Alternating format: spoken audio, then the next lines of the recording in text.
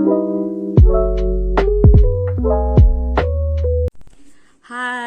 good morning everyone. Ma'am purangpu Julia ngai bamna kharamjari. Ma'am nasidi ai jumda ipamda chaludoini. Macha kauri akai. Ado dona jumda nasidi chaluge kuire chattaba. Ado do nasidi chaluraga halakani leibudi leira roi. Ado dogini. Do ma'am horen chatpada amu jenghalake.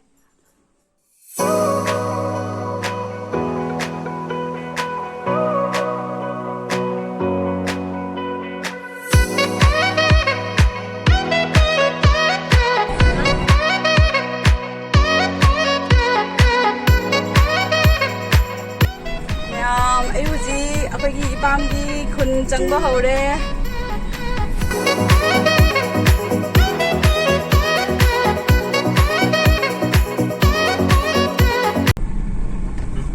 Ngara akoy papa ngai le rame.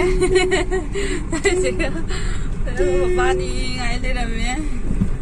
Sang amde begi myang se khara kange. Papa ngai le rame. Ide kunda re.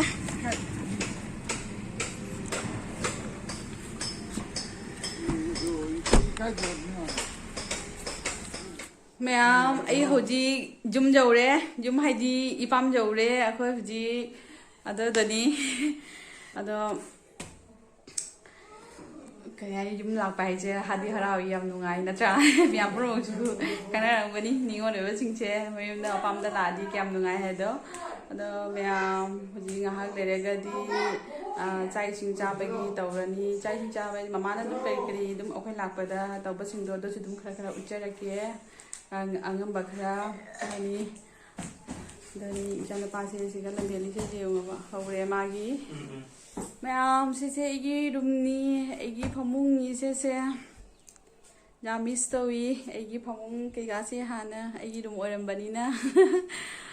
dani hojikti thado ga chalabani na igi oidre hai to dani ma'am jumda lakpai se nungdi nungai natra nungai wakal gase do da sibudi leeroi heng khali le lakani akoi nini gi machanupa lohumba matamda adugo ina lani chichu kajal na ta tation begi ani segi rumni se kare ma'am chikchaw matamda ucharake ma'am akoi lakpagi mamana toramba mathen chingche siga leire ilisa thongba sena paukawra thongba sena hawai char thongba thangjing metpa thangimpa siga leire thangjing metpa deidi sobung iromba deidi jongchak ngauba deidi sinju asi seni mamana na sigi akhoi lakpar mathen toba ngauba kai kradi akhoi na tawranu aina haire akhoi gi ichanupi na su asumba thangjing mepa hawai char thongba soibum kai ka singche ase oi chaningi na haire adodona ase oi na tawrame mamana masu kitang masa se inung nungai tabane henjin nadi mathen se tawba ngamamdre dei budi asi khara se oi na tawrame ado akhoi huji charani akhoi mamana huji cha khaidok pagi cha okhairi kanna ma huji kanna tawri hotnari akhoi gi chana bagi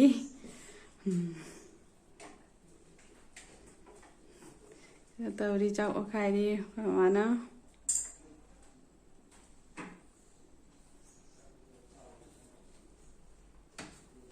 se akhoi papa ni masa se yam pharami hana ji masa ngamdabadegi myang khara kangjalle papa se video se ga madi jawhalakanu ai to se nusina memory oina ba haina ado jawhalini ma'am ai huji chakchaba loire chakchaba ulake tobodo utpa ngamaudre angang sina kappaga ningai tobo da matumning dana adodona chakse dum chaba gido ai ulodre adoni akhoi asisena ai huji akhoi chakhum da leine ba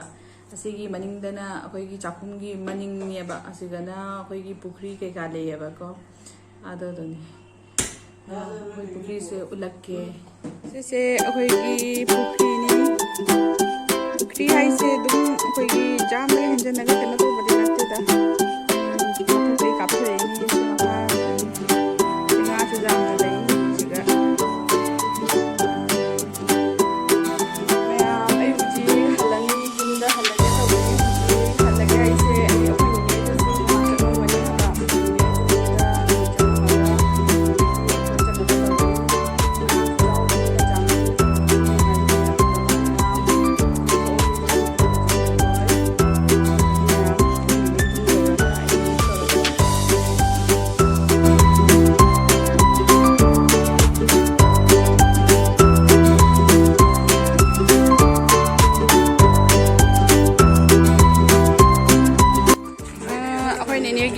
gully change akhoi huji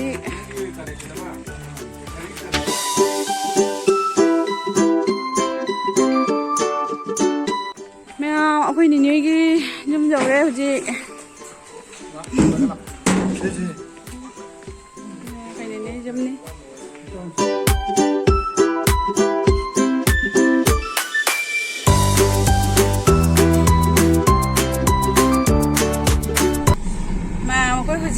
jumdagi thoklaktana ninoi thoklaktana akhoi huji jumda hanbagi chatli huji tambendani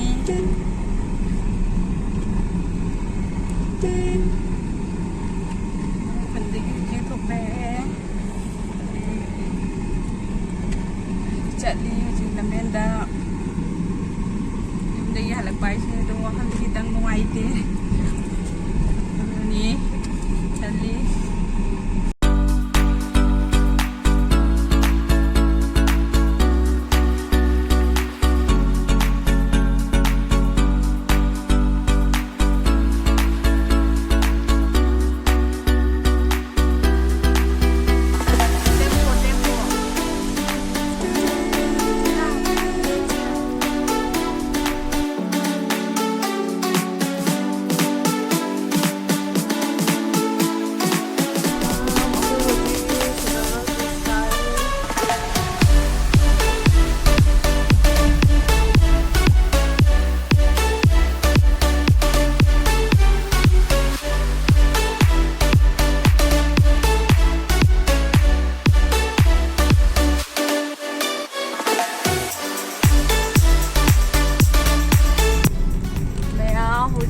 gay manungdani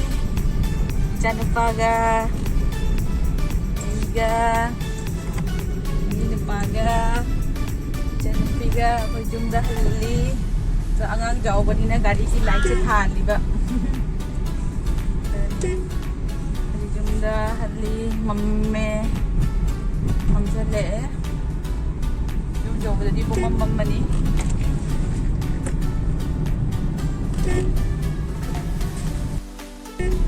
Jada nasai chapa matam da ekdam traffic jam na am theng na jum jawre ke ne di moi cabinet meeting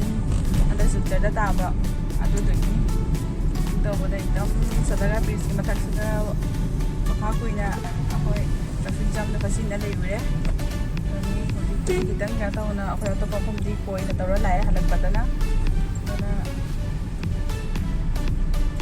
da han ba se tha thing do ri mea hujunda halaga jawraga mo hajerake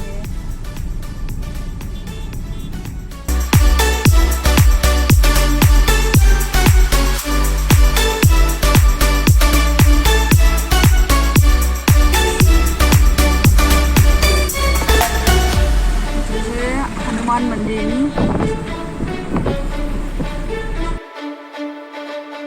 akhoi jumgi gate jawre Hujik ini men nang kumaga gate hang ro. Hujik ai na kumaga hang do rage. Gate se. Mama jenge, mama jenge. Lepu.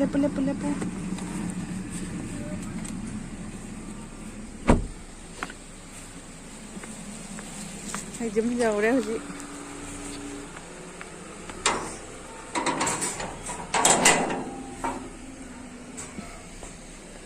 Ini gate hangi ba kum tharaga se akhoi gi jum jawre se akhoi gi sangoi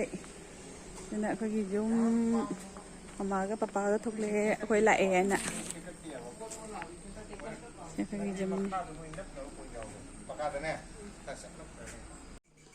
ma'am ai huji yum da yore e adani ma'am ipam da chalu bai se nungdi nungai re i adani ma'am puramag lagna dum kena tawna tawbaduga nungai re i akhoi chinau singsu ma'am unare e adani ma'am hei kharani lera gumu akungomo amuk chatkani akhoi ni gi masana pama lohonga da baleyaba adudagi akhoi ni do akhoi gi khunda yum sana leyaba moi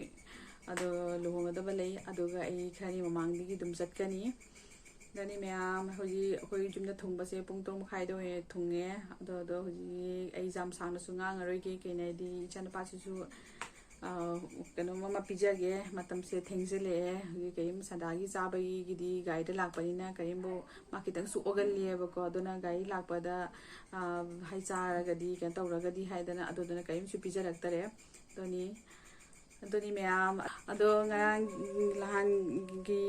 ꯕ꯭ꯂꯣꯛꯇ ꯑꯩꯉꯣꯟꯗ ꯀꯃꯦꯟꯁꯇ ꯍꯪꯖꯔꯛꯄꯗꯣ ꯑꯩꯒꯤ ꯂꯤꯛꯇꯣ ꯁꯅꯥꯒꯤꯔ ꯍꯥꯏꯅ ꯑꯗꯨꯗꯣ ꯑꯩꯈꯣꯏ ꯆꯤꯆꯦꯅ ꯄꯤꯔꯛꯄ ꯒꯤꯐꯇꯨꯒ ꯂꯤꯛꯇꯣ ꯁꯅꯥꯒꯤꯅꯤ